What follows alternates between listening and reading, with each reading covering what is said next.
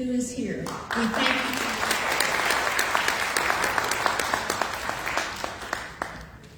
Speaking of veterans, we are blessed to have 2 World War II veterans in the room today. I would like to introduce them and ask them to briefly stand or hold their hands up, whatever they would like to do. The first one I just met 10 minutes ago. His name is Alex Sabo. He was in the U.S. Army Signal Corps in occupied Philippines. And Mr. Sabo, would you at least raise your hand if you don't want to stand up? Okay. Some of these World War II veterans are so humble. We also have Mr. Ed Cottrell. And Ed, I hope you'll stand because it's kind of dark in here. Would you stand? He was Ed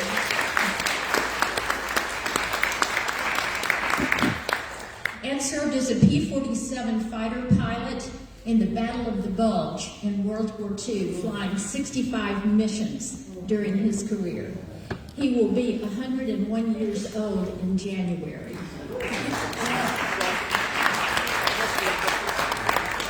Ed will also be our keynote speaker at Transylvania County's Veterans Day ceremony, which is coming up, of course, on November 11th in front of the courthouse gazebo. So you'll get to hear him talk a little bit if you come to that. A couple of other things I wanted to mention about the museum. We have a newsletter that we publish weekly to let you know about the events that are coming up, and we tell veterans stories, like we're going to be after Mr. Sabo to tell us his story, and we'll put it in the newsletter. And Greg Eyre has a clipboard that he's going to be handing around, and David Morrow, where are you? We're going to pass these around, and if you are not already getting our newsletter and would like to, please just print your name and email address on these and pass them back, and I'll collect them when the program's over. Also, we have 2 events we want to let you know about. Next Tuesday, and you may have seen this in the media already, we have what we're calling a very big, unusual event. The museum, a team at the museum, has produced a professionally written and filmed video that tells the story of all of the conflicts in the galleries that we have in the museum from World War II up to the War on Terror. The premiere of this movie, which is total 45 minutes long, will be next Tuesday at the Co-Ed Cinema right here in downtown Brevard. There's a showing at 5 p.m. and at 7 p.m. with the opportunity to meet World War II and Korean War veterans between those 2 showings, and they'll sign books for you and tell you their stories. So we invite you to come either 5 or 7 p.m. to the Co-Ed Cinema for this free presentation. You won't want to miss this. Also, one last thing, out in the lobby, you will see these flyers, and included in this information from the museum is our next speaker program, which is coming up in just 2 weeks. And so for the speaker and the time and the place, it's going to be on November 2nd. Pick up one of these flyers so you'll be sure to know about that. And now, Dr. Scott Sheffield, who is a professor of history for Brevard College, will introduce our speaker.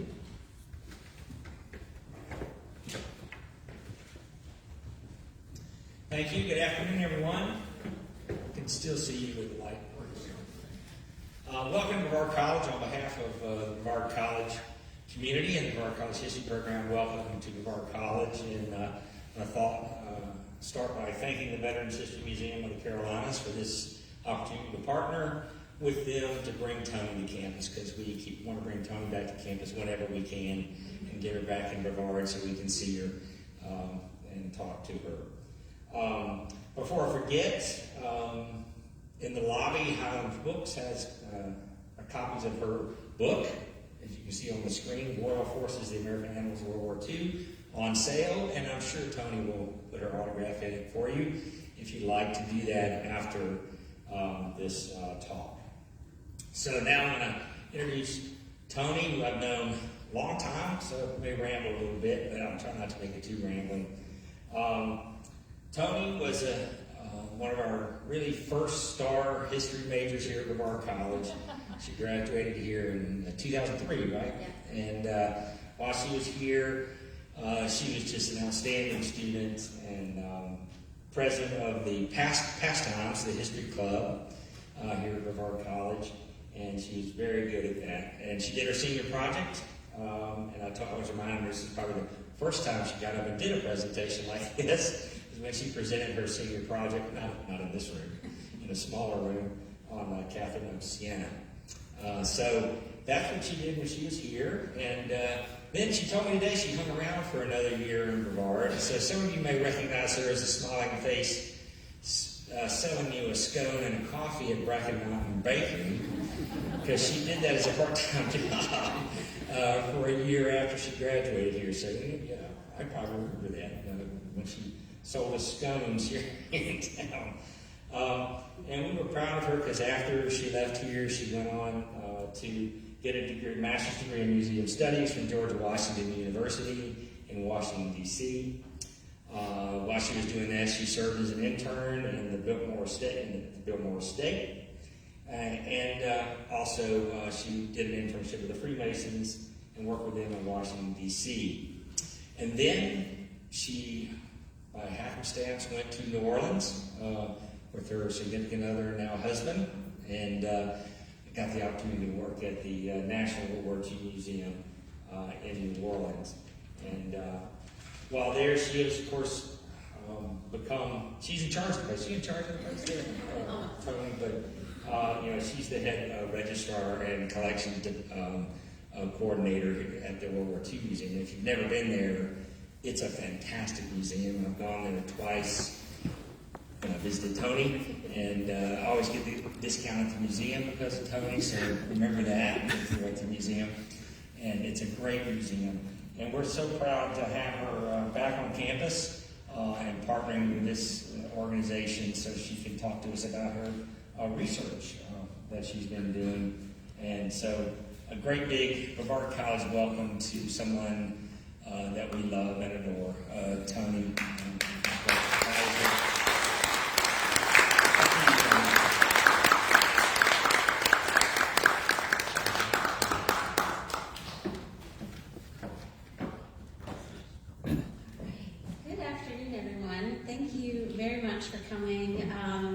Here today. I want to thank Brevard College for hosting me and to see some of my professors in the audience, and also the museum for sort of initially approaching me about the idea to present my book, Loyal Forces, here. I'm very excited to be able to sort of bring this project home, because this definitely feels like my second home.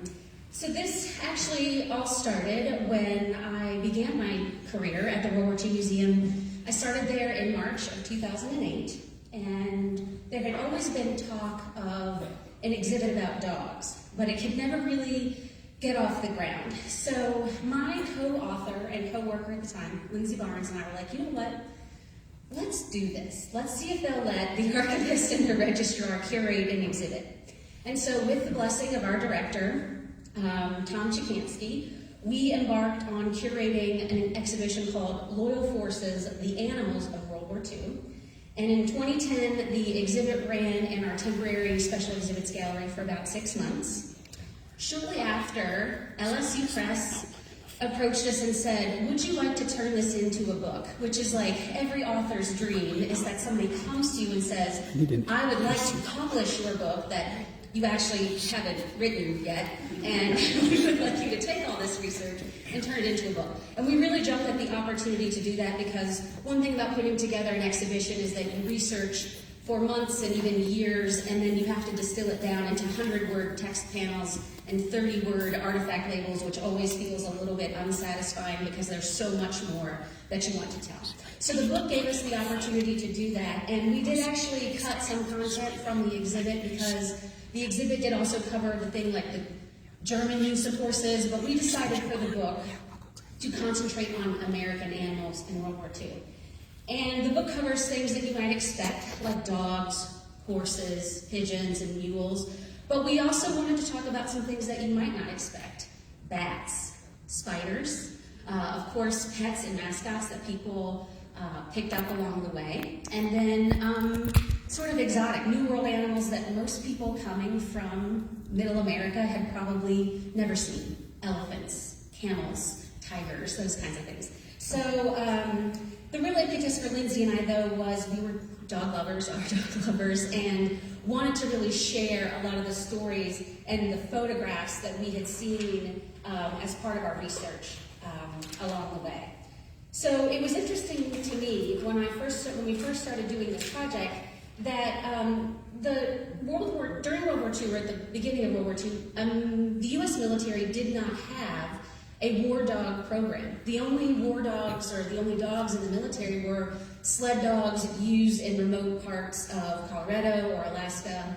But even though other armies, and all during World War I, many European countries had used dogs as messengers, as medics, as pack animals, they had never, the U.S. had never decided to do that. So through some forward-thinking military men and some dog enthusiasts, the U.S. military undertook a war dog training program. And so they really started to see all the various ways that dogs could be used as part of the military. And so much of this is ingrained in us now when we think about bomb-sniffing dogs or drug dogs or that little beagle who gets you at the airport, the prosciutto that you weren't supposed to bring back. So they started to recruit dogs. That was one of the problems that they had, was how were they going to get all the dogs needed for a large-scale war dog training program. So in 1942, an organization called Dogs for Defense was formed. And believe it or not, everyday people could volunteer their dog for military service. If you've ever met any of my dogs, you would know that they would never make it as a war dog. But there were lots of Americans who were willing to offer money, but also their own dogs to go for service in the military. And these are a couple of artifacts in our collection. So if you donated to Dogs for Defense, you could get some dog tags for your dog, right? And then these are 2 War Bond Fund certificates for Boogie and Stinky. So the first stage, of course, is training. And the 4 main types of war dogs that were trained during World War II were scout and sentry dogs, messenger dogs, attack dogs, and then a roving patrol or a scout dog, which is different than the sentry dog too.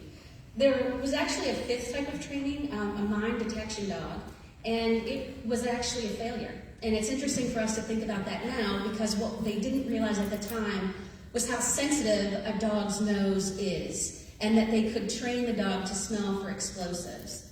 So instead, they trained them to look for disturbances on the ground. So they only had about a 20% success rate in detecting mines, which unfortunately is not conducive to actually being able to cross the minefield. And so the M-Dog program was deemed a failure. And similarly, the attack dog program was also kind of the result of some bad training. They actually trained off Cat Island, or on Cat Island, which is a barrier island off the coast of Mississippi, not very far from where I live. And I've actually gotten to go there once, which is very fun. And they didn't turn out to be a great success, and so they were eventually, some of those attack dogs were eventually used to supplement some sentry dogs, because they could run down and attack a perpetrator if needed. So the real heart of the dog training program was really through sentry dogs. And you can see here a Doberman Pinscher protecting his marine handler. And then the little dog down below, this is Prince. He's a messenger dog. They went through, all dogs trained to be sentries, but some dogs will go through a more extensive training program to train for these other areas. Sentry dogs still had to be moderately intelligent, willing, and somewhat aggressive. And they were trained to accompany both military and civilian patrols in various conditions, and to give warning through barking or growling at the approach of another person. And we're probably familiar with the use of dogs as messengers, and messenger dogs can actually carry a message 4 to 5 times faster than the average soldier on foot. Dogs have a lower profile, and they need very little equipment to be able to accomplish the message giving, and they were the only dogs trained with 2 handlers. This way the dog would know who to return to in carrying a message back and forth. This is Caesar. He's a German Shepherd, and he is one of the more famous war dogs. He served in the Bougainville campaign, and he was with M Company of the 3rd Marine Greater Battalion, and at the time they were holding a roadblock on the Piva Trail. And because of the dense foliage, radios were unable to send and receive signals. So Caesar provided a vital communications link, completing 11 messenger missions during that time. He was an accomplished messenger dog, but he also served as a valuable sentry dog. 3 days into the campaign on Bougainville, he rushed out of his foxhole that he shared with one of his handlers, Private First Class John Mayo. And Mayo called the dog back, and as he was returning, a Japanese sniper actually shot Caesar. So a firefight ensued, and as things had cleared, Caesar had disappeared. So he was later found with his other handler, the man you see in this picture, which is Private First Class John Kleeman. So the bullet was actually too close to Caesar's heart for him to operate, but he actually survived and returned to duty 3 weeks later. And so, although he was injured and scared, his loyalty to his handlers is really what saved him, because he got out of the firefight and to Kleeman to be able to get to safety. But he also alerted to the Japanese soldiers that were in very close proximity. And it's really these scout or roving patrol dogs that really changed the way that military and servicemen thought about dogs in the service. These were some of the most highly trained and intelligent dogs in the military, and used primarily in the Pacific. They would walk about 25 yards ahead of a column of approaching Marines and would alert their handler to the presence of the enemy soldier. And it was very important for a dog and a handler to train together from the very beginning. And that way the dog and the handler knew each other very well. So this alert could be a very subtle sign. It could be raised ears, raised hackles, just the way that they paused and held their head. And then that's how the Marines would know, or a soldier would know, where that his dog was sensing something. Kurt was a Doberman pinscher whose bravery saved the lives of 250 Marines on the island of Guam. He alerted to Japanese soldiers laying in wait on a jungle hillside above the Asan Point beachhead, and his handler, Private First Class Alan Jacobson, killed 2 Japanese soldiers before a mortar shell exploded near them. Those Japanese soldiers were part of a much larger force, and Kurt's discovery of the outpost kept the 21st Marine Regiment from stumbling directly into the main body of enemy soldiers. Unfortunately, the mortar shell had tore a large chunk out of Kurt's back, and he was unable to go through surgery, and he actually succumbed to his wounds later that day. But his sacrifice led his likeness to be cast in bronze and memorialized all the dogs who gave their lives on the island of Guam. And this is part of a collection of material that we have at the museum from Lieutenant William Putney, who wrote a great book about being a war dog handler with the Marine Corps. So, all in all, Dogs for Defense obtained 18,000 dogs during the 3 years it was in charge of procurement for the Quartermaster Corps. And in all, over 10,000 of those dogs were trained for war, and nearly 3,000 went overseas.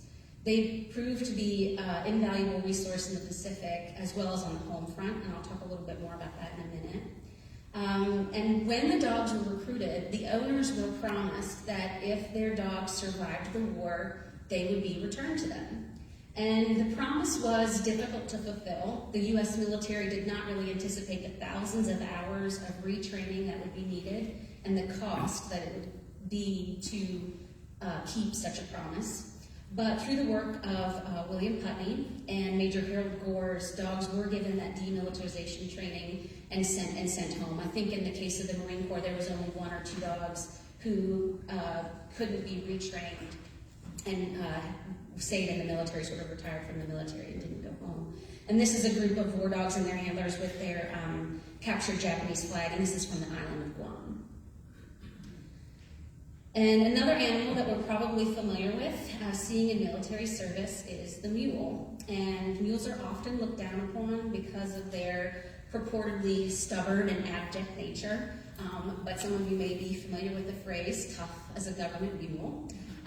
So they were indeed very hardworking and widely used in the military before World War II and proved vital in some areas of the war.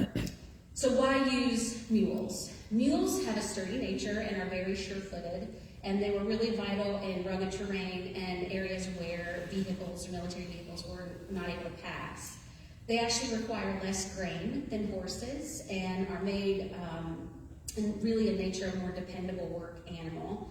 And contrary to that sort of belief that they are stupid, they're actually quite intelligent. And it's actually that intelligence that they recognize their own limits of work and their own limits of strength and endurance. So although they get a reputation for being stubborn, unlike a horse, they will not work themselves to death. So they were vital in that way to the military. So during World War I, the U.S. Army used mules by the hundreds of thousands. And they kept nearly 80,000 mules during the interwar period. But as the military became more mechanized and were relying more on wheeled and tracked vehicles along with aircraft, the use of mules began to decline. But there were some troops that worked through the rugged terrains of North Africa and Italy, and even more so in the CDI, or the China, Burma, India theater, that mules would prove really vital, and the Army would procure local mules in Italy, and then eventually another 14,000 during the war.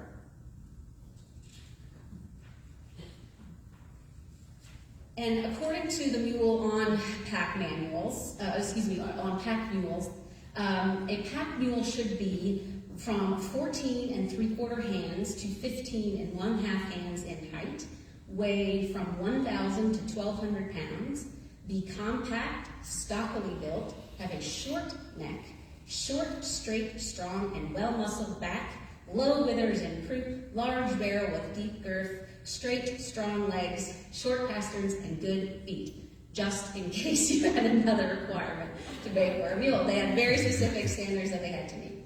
But they were also selected for their composure, for their quietness, for their calmness, traits that were really important when hundreds of mules would be moving together and through narrow pathways and intimidating jungles, potentially under fire, that kind of thing. So the Army also selected mule skinners based on their knowledge and lack of fear of large animals. And mule handlers were expected to be patient and kind and also firm. And they were instructed to train the mules with positive reinforcement, rewarding the mule with petting and hand feeding, and things like sticks and switches and other items instilling fear were prohibited. And it's interesting that we understood this about mules, but didn't understand it very well with dogs when that training program started, because with the mine dogs and with the attack dogs, they were trained with sort of negative methods that is part of the reason that those programs failed.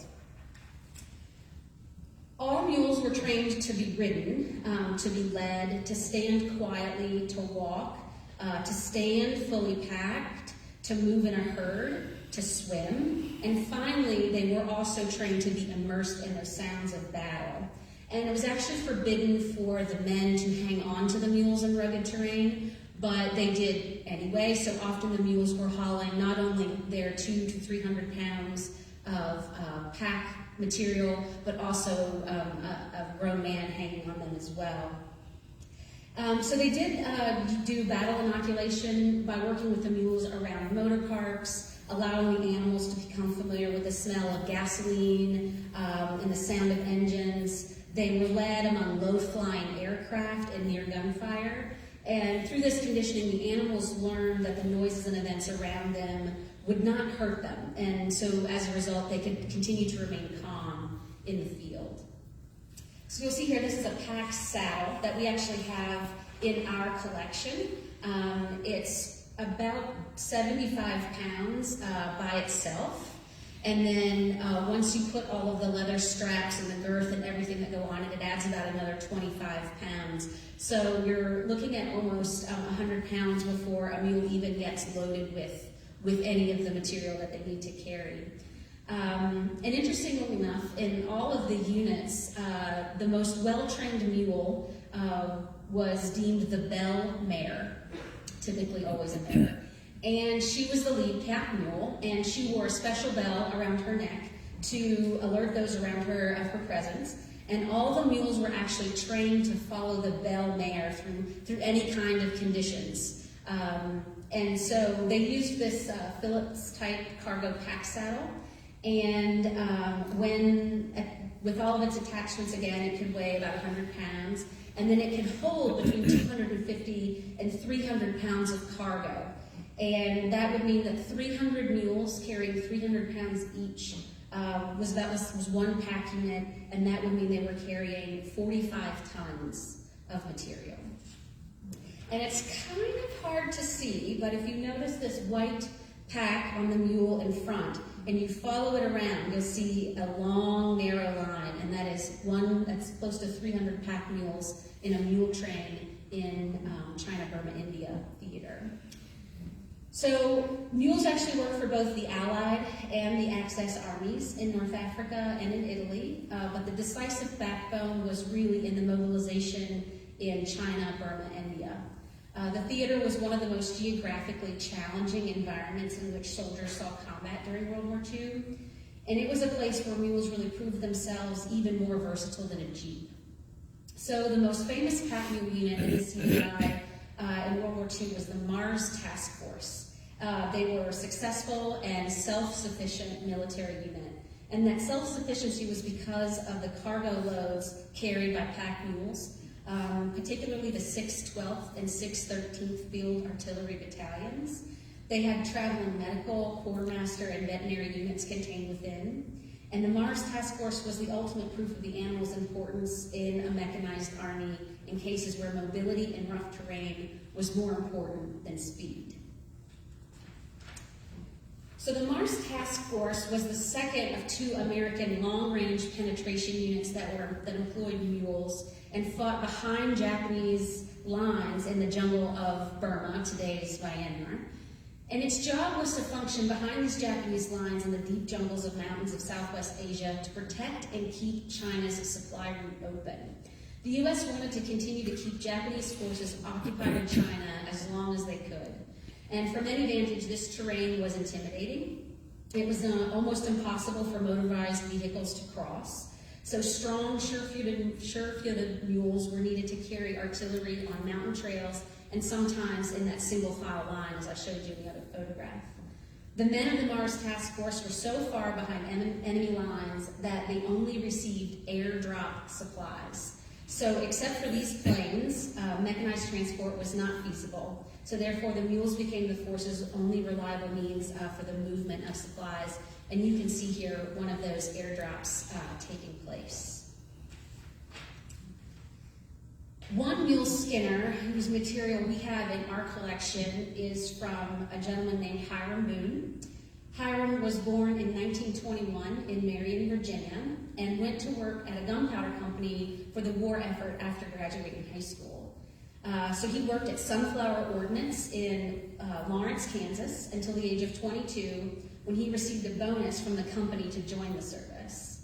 He was inducted on September 23rd, 1943, and initially posted at Fort Sill, Oklahoma, for artillery training, and he took basic training there and began his work with mules and the 75mm pack howitzer. He then went to Camp Brewer, Oklahoma, and became a member of the 6th 12th Field Artillery Battalion, and he was assigned to the headquarters and service company, and again trained more with mules and the 75mm pack howitzer. He went to Camp Carson, Colorado, to prepare for the mountainous terrain of Burma. And although his battalion didn't know where they were going yet, they knew they were going somewhere mountainous with their mules. They trained the mules in the rapid packing and unpacking of artillery and then piecing it together for combat. And according to Boone, a gun could be unloaded in a matter of minutes and in a firing position. So the 6th 12th Field Artillery Battalion reached Calcutta in September of 1944. They had spent 63 days traveling through the Atlantic, the Mediterranean, the Suez Canal, and the Red Sea, and finally reaching the Indian Ocean. But I'll also mention that they took a train from Colorado to New Orleans, where they embarked on that ship and then actually left New Orleans and went through the Gulf of Mexico before reaching the Atlantic Ocean. And he would have to, he went with his mule the whole way. So Chick is his mule that you can see there in the picture. So they were together all that time, from about 1944, early 1944, until his time all through China, Burma, India. And so part of his job was to collect ammunition, food, and other supplies that were from these airdrops that I've described. And he had to start at a certain location on a given date and reach the dropped goods before the Japanese found them. So all supplies were loaded onto the mules from there and then carried out of the drop zone. They carried artillery ammunition, the 75 millimeter rounds in particular, rations for both the men and the mules, and then any other supplies that they might need. And most of this was carried out by C-47s. So Boone's personal riding mount was Chick, and they traveled all the way through China together. And after Chick was assigned to him, he would be grooming him every day, in addition to all of his other duties. And he said of the Mars mules in his oral history, which was recorded in 2006, he said, "They're smart, much smarter than horses. They will not overeat, they will not overdrink, they will not overwork. They are superior in footage and rough terrain to a horse, and they are actually smarter than a horse." At the end of the war, the mules were slated to be handed over to the Chinese military, but unfortunately many of them had contracted a fatal disease called Sura and had to be put down before they were turned over. And unfortunately, Chick had also contracted Sura. But Boone ended his oral history with this thought: "I did want to praise this mule, and I frankly think that mules and other animals did not receive and have not received the recognition that they are entitled to, because they did all pay the supreme sacrifice." I'll also mention that you'll see hanging off the horn of Chick the little brown box, the little brown case, and that is a camera. We have that camera and case in our collection, and almost all of the mule photos that you've seen here today are actually from Hiram Boone's collection. He took photos all throughout his journey and kept them, and they are part of the donation that he gave to us many years ago. So homing pigeons are one of the oldest means of long-distance communication, and they were actually still used widely during World War II. It would seem like our technology with radios would have been far superior to a pigeon, but that was not the case. And these are a specific type of domestic pigeon derived from the rock pigeon, and they are not like the feral pigeons that you see in most cities. The earliest documented use of pigeons for communication was actually by the Romans over 2,000 years ago, and their ability to carry important messages has not really diminished in the long time since then. Even before Japan's attack on Pearl Harbor in December 41, the American military had begun ramping up its communications programs with the Army Signal Corps branch. During the war, carrier pigeons were used in almost every theater by almost every army, both Axis and Allied. About a dozen American pigeon units were activated during World War II, and the Army Signal Corps had over 3,000 soldiers and 150 officers assigned to the U.S. military pigeon service. They carried more than 54,000 military pigeons, 36,000 of which were deployed overseas.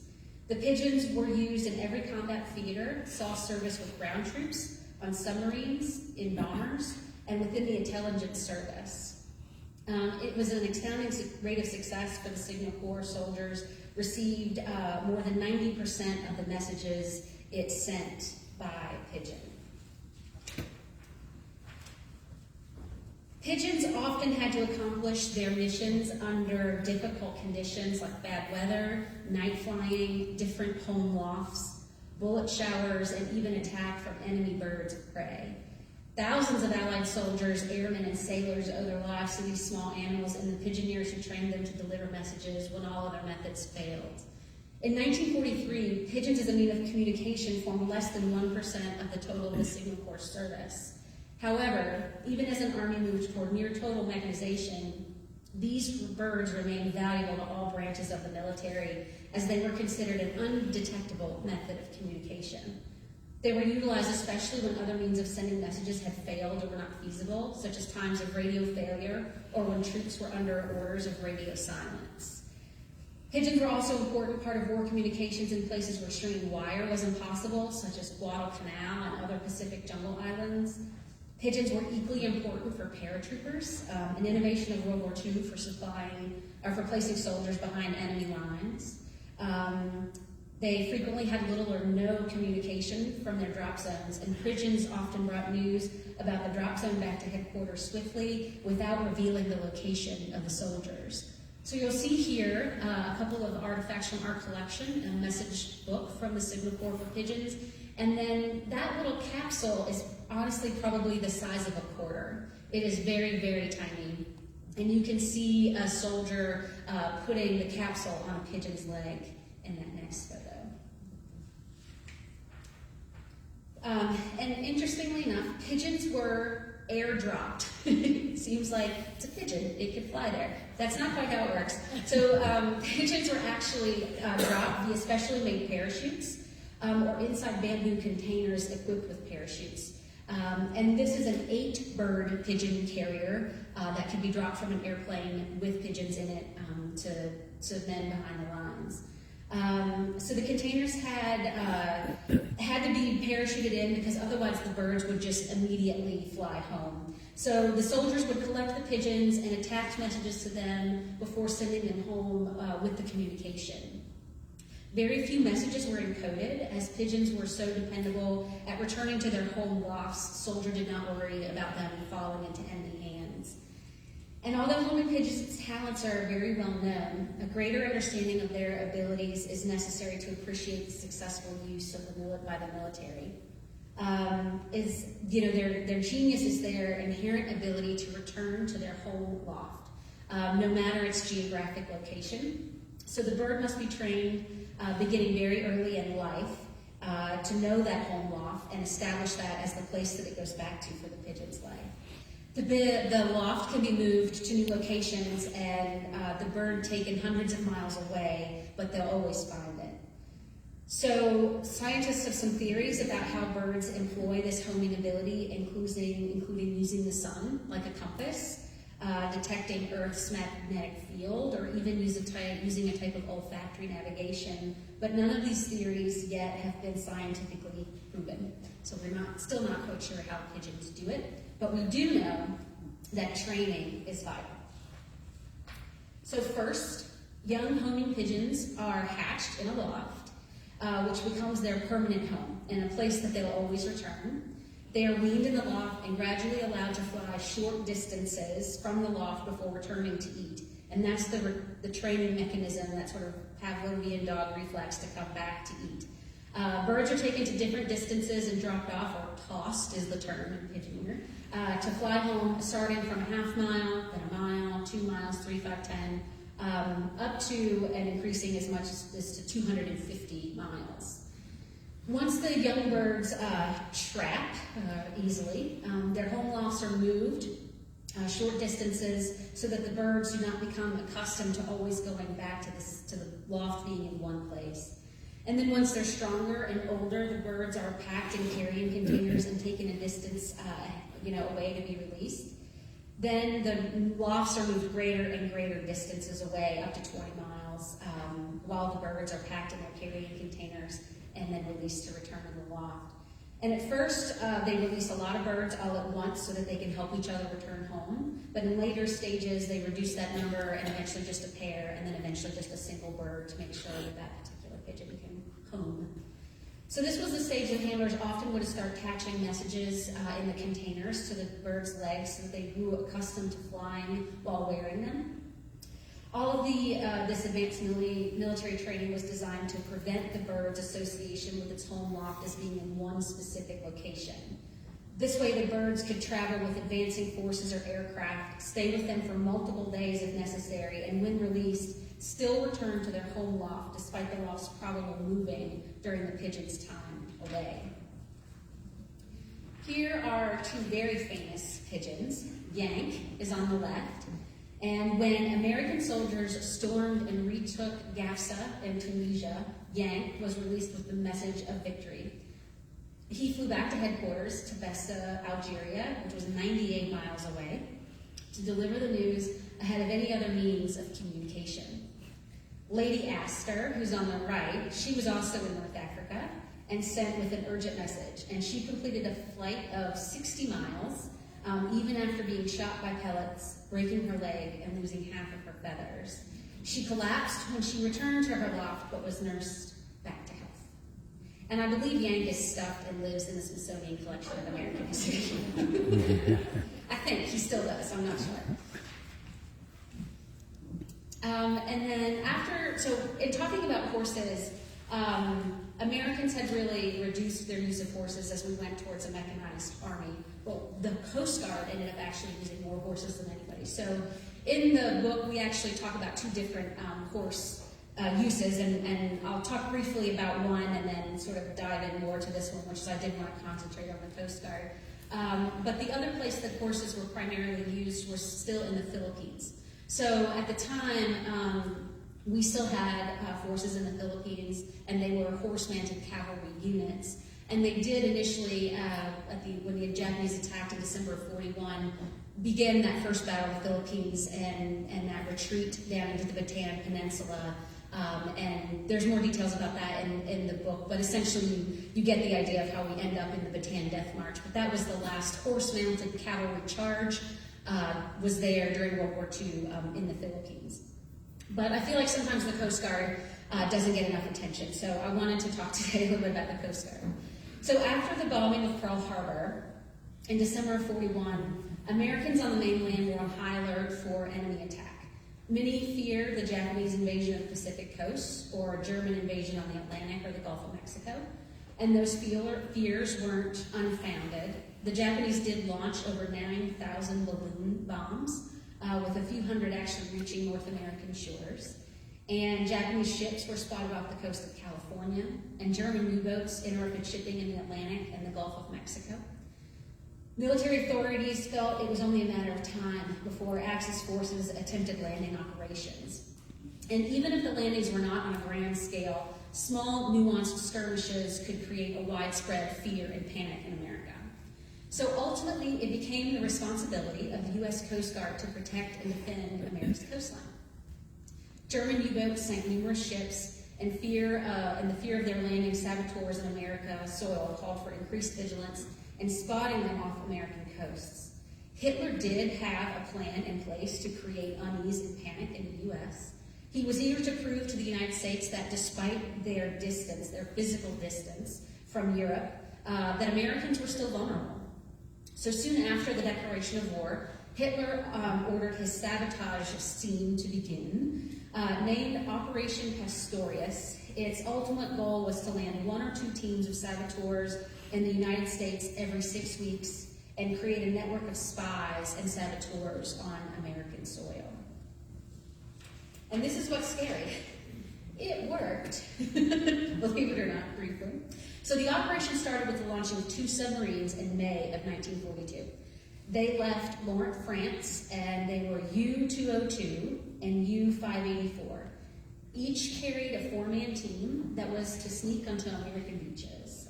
Each team was equipped with 4 waterproof wooden crates containing materials needed to carry out planned bombings and explosions. The men were also given $50,000 in U.S. money for living expenses, travel, supplies, and bribes. And even that amount, even to me today, like $50,000 in World War II, it just seems like an astronomical sum to give these men, but they did. So the team aboard U-584 landed without incident just south of Jacksonville, Florida, on Point Verde Beach.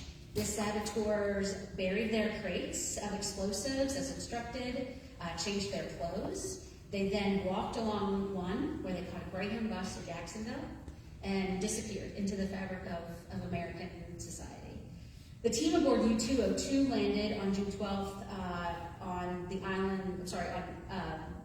the beach in New York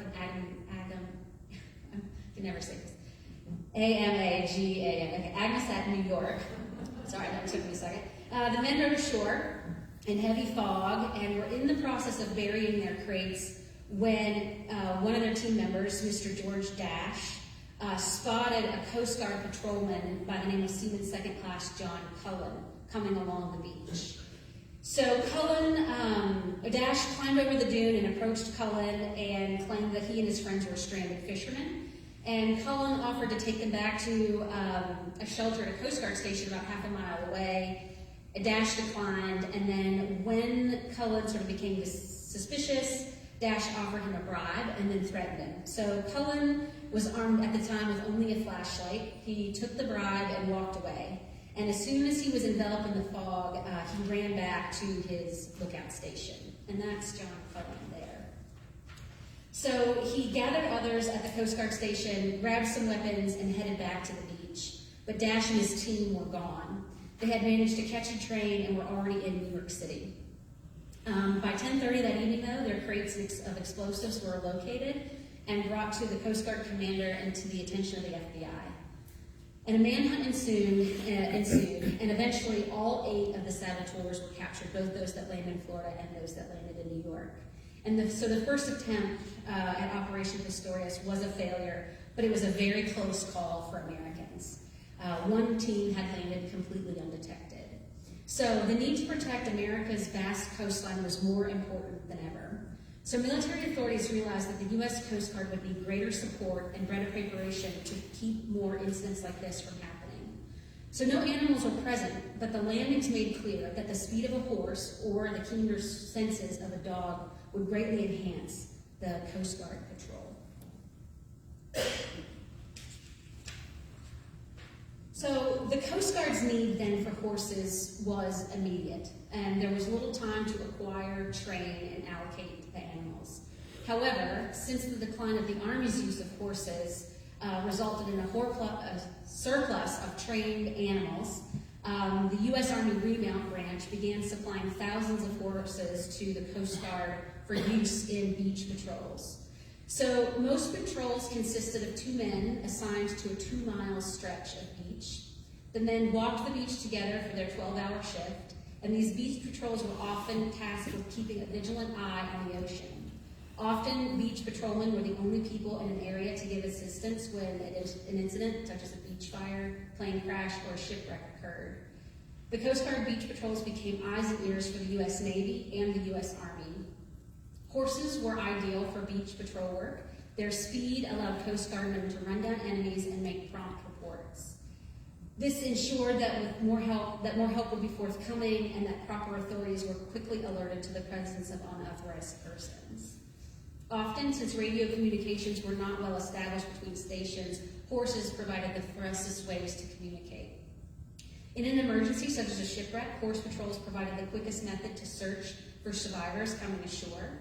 And the communication systems in place by horse patrols and the Coastal Information Service were able to report information the fastest way possible, and thus secure life-saving assistance. The rescue of 2 people from the Greek ship Louise was actually directly related to the swiftness and alertness of a horse-mounted Coast Guard beach patrol. The Greek steamer broke up in the 5th District, actually here in North Carolina, near Little Kinnikeet Island, and near that station. And the mounted patrol spotted the first of 11 bodies that would wash ashore, but their quick response initiated a search and rescue that did save 2 people from the shipwreck. In the 8th District, near the Texas-Louisiana line in the swamps of Grand Chenery, Army aviators were rescued when their B-26 bomber crashed. The plane crashed just off the coast, but the men became lost in the swamps as they looked for help, and it was a mounted Coast Guard crew that conducted a difficult but thorough search in the swamps and found the missing aviators. By 1943, almost 3,000 horses were in use by the U.S. Coast Guard for shore patrol-related duties, and almost all of these horses had come from the U.S. Army. Dogs were also important to shore patrol. Trained dogs could run down and attack unauthorized persons on beaches, and the beach patrol used about 2,000 trained dogs in its operations, and these dogs were also acquired through Dogs for Defense, like the other branches. Then, in continuing to research about how animals were used during the war, Lindsay and I were both very surprised to learn about the contributions of bats and spiders, not necessarily something that you would think about. So there was this really harebrained idea that you could strap tiny incendiary bombs to bats, put them in a bigger bomb, drop them from an airplane, and then they would roost in eaves, and their little bombs would go off, and they would create firestorm everywhere. It was successful. It burned down a brand new constructed airfield in a test they did in New Mexico. And it was interesting. They often think of this bat bomb, as it's called, being in competition with the Manhattan Project. The idea that these little bats would carry these bombs is part of how napalm became used so heavily by the U.S. military. So they had these little napalm bombs that they would strap to the bats and get them to roost. And part of the reason that they ended up burning down this airfield is that they would chill the bats so that they would hibernate. And it was a warm day, and the bats woke up a little bit too soon, and they took off and roosted just like they knew that they would, and had burned down an airfield. I love that story.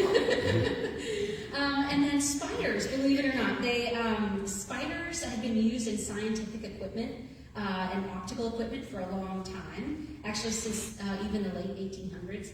They were ideal in instruments like scopes and sights, where you needed very fine crossed lines to create those crosshairs. And spider silk, by its nature, can lay across each other but still be in the same plane, so that the focus isn't on the crosshairs or the individual lines, but instead on what you're trying to focus on. So they needed an upsurge in production, just like any other, we know the stories of manufacturing and Ford, changing to tanks, and IBM making carbines instead of typewriters.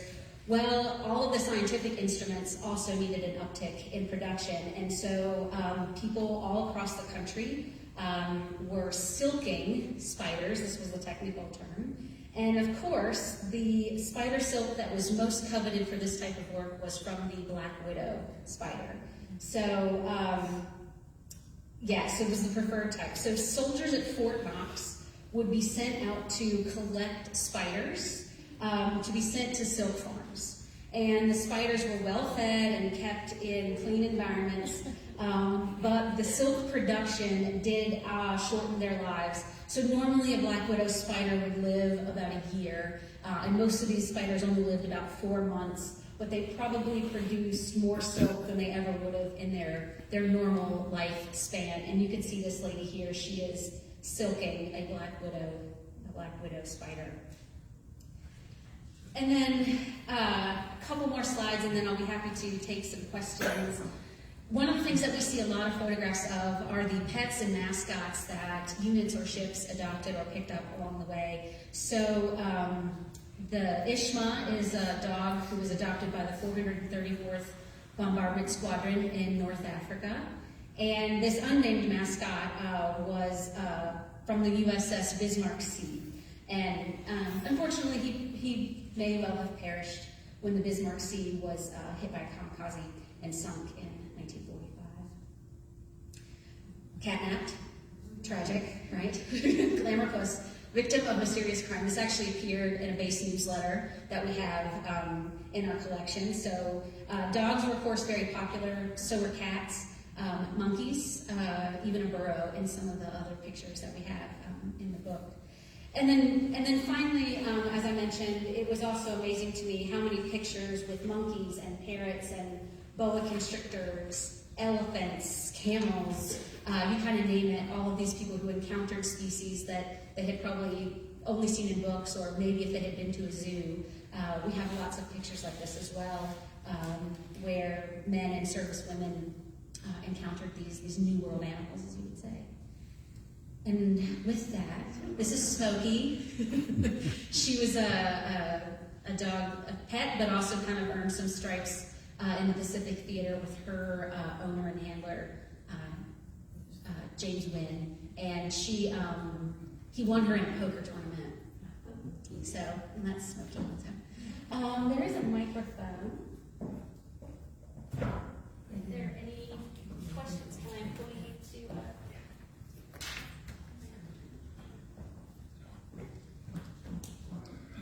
Don't be shy. You got one back there, I think. Figure out how to turn it on.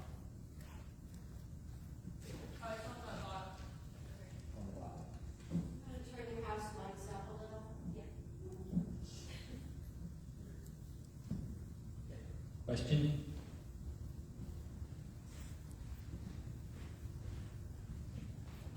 So, Toni, tell us about your film debut tomorrow, and what dogs are you going to talk about? Yeah, so tomorrow I'm getting interviewed for a documentary series that's currently in production. I'm not actually sure of the final title at the moment, but yeah, there's a producer who's based out of Columbia, South Carolina, and he's doing an 8-part series on war dogs.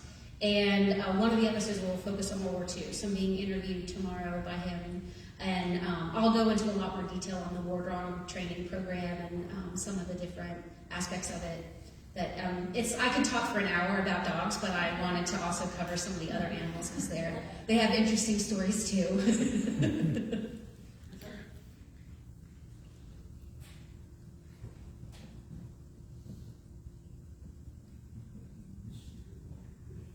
Thank you for your research. Thank you. Did you look into World War I animals at all?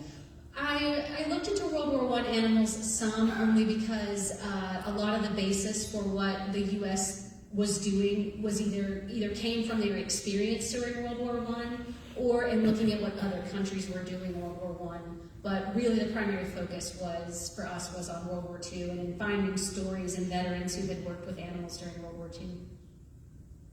I lived near Front Royal, Virginia for 45 years. Yes. I worked in the horse industry. The Army remount station for the East Coast was in Front Royal, starting in 1911. Yeah. It closed in 1948 when all of the cavalry and remount stations were decommissioned because horse-drawn, mule-drawn vehicles were not needed, etc. But they did great veterinary research. They learned how to deal with animal parasites, worms. They handled so many thousands of equines, mules and horses. They bred 213,000 foals. That they contributed a great deal to veterinary science. They continue as the Smithsonian Conservation Biology Institute. It started as 5,000 acres when the Army bought that land and established the remount station in 1911. It's down to just 4,300 now. So it's acting as an off-site zoo for animals that can't tolerate being in the Washington D.C. zoo or are being used for research.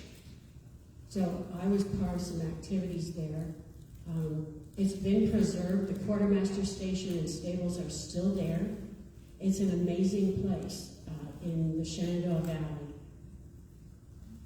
Yeah, and I'll also say that one thing too was that we did not know nearly as much about dogs and their nutrition and their health and parasites and all of that as we learned during World War II. So before the war, you probably just fed your dog table scraps. There was no Alpo by necessarily, but we learned a lot about what dogs needed for nutrition.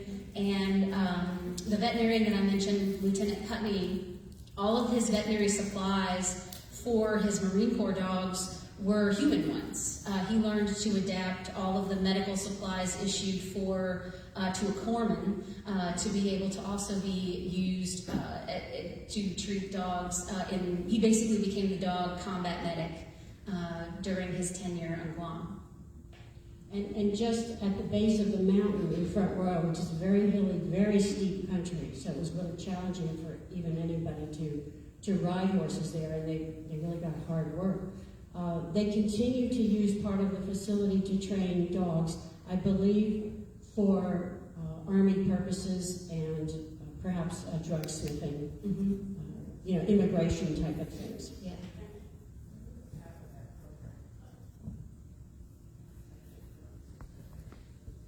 Any other questions? Oh, we got one down the front. Thank you.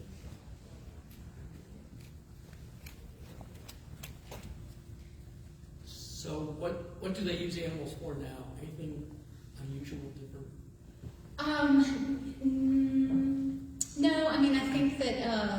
like she talked about, we've phased out most horses and mules. I think there are maybe ceremonial occasions in which they're used. Mainly still just a dog program. I'm not sure if they still have I don't think they still have an active pigeon program going, but maybe for historical purposes, but we'll see. No spiders? No, I don't know. We've probably gotten laser etching to the point where we don't need spider silk for optical equipment. I would hope so at this point. Yeah.